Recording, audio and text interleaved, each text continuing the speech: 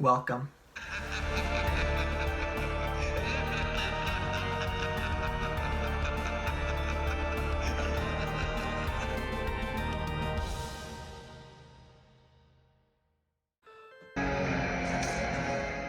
Was released in 2021 and was created by Robert Kirkman. It stars Sandra Oh, J.K. Simmons, and Stephen Young, and is about 17-year-old Mark Grayson who has just gotten his superpowers, but boy does he not know what the world of superheroing is gonna do to him. So this series has been getting recommended to me by so many people for such a long time, and I caved in, I watched it, and I am very glad that I did, because this is a really good TV show. We only have one season right now. I am so excited to watch season 2 when it comes out, but there is so much to talk about this. I will not spoil anything. This is going to be spoiler free, so you have no worries. You can listen to what I say, and maybe I could convince you to watch it like many of my other friends did. And if there were two main people who really convinced me to watch it, it was my guy Josh and it was my guy Alex. So thank you to both of them. So Invincible. Who is he? Is he Marvel? Is he DC? What the hell is he? Well, the answer is neither. This is its own kind of universe, although it does have similarities, I'd say, to DC more than Marvel, and it's because of its darker type of storytelling, which you can see in the first episode, because boy, I was not expecting some things to happen. And I will say, make sure you continue watching after credits start to roll, because for most of the episodes there are after credit scenes. So watch them, because you will be very confused going into the next episode if you have not watched them. Like, very, very confused. But to go specifically into pros and cons about Invincible, the first pro has to be the voice acting. J.K. Simmons as Omni-Man, such a great choice. I mean, I could see J.K. Simmons embody Omni-Man.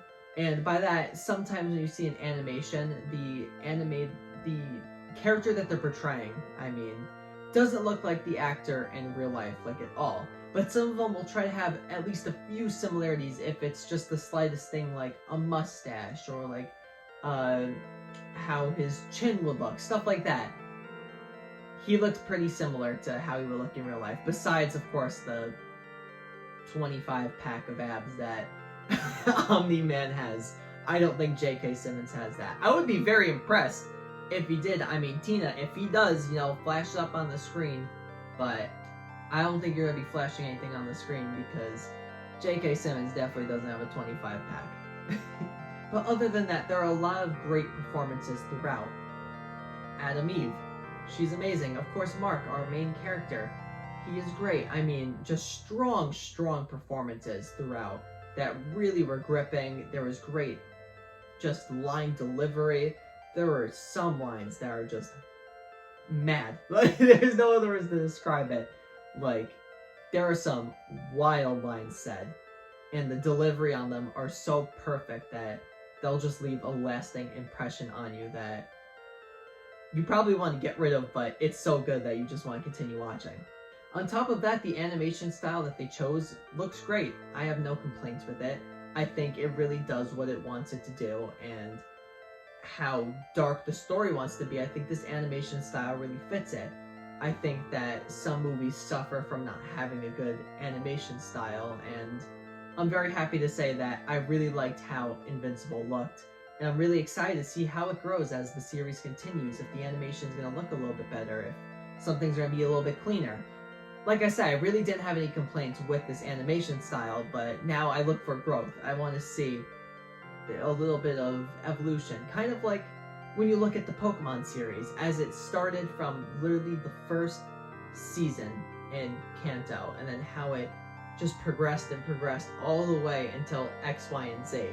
I mean, if you could look at this screenshot from the first ever season of Pokemon to the last season before the animation switch to Sun and Moon, I mean, look at this difference. Now, I know it was years and years, but even comparing just black and white to X, Y, and Z, you can see they look pretty different. I want to see a little bit of growth in the next season of Invincible in that animation style to make it look even better than how it looks now. And after I just said all of that, I'm not taking off any points for it because it wasn't perfect. My grading style is often based on my enjoyment, and I think that a movie cannot be perfect, or a TV series can be imperfect but still get a 10. I think that there's nothing that is absolutely perfect. I believe that there are no movies that have ever been perfect, but that doesn't mean that movies don't deserve a 10 out of 10 for being great and enjoyable. So I do want to just get that out there, that I'm not marking anything in my head because of animation style. I want it to get better. It looks great. I have no complaints. If it looks the same, then great. I would just love to see some growth.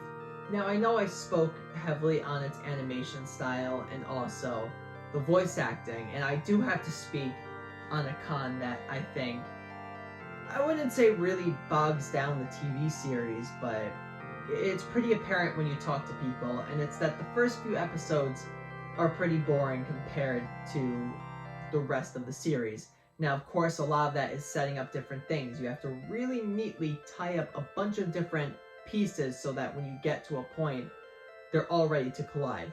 Now, it takes its time setting up its pieces, which isn't always a bad thing, but I will say I do agree that it was a little bit slow at times, and the first episode is just kind of alright until something happens, and I don't want to spoil what that something is, but from there on, you're gripped and you continue watching.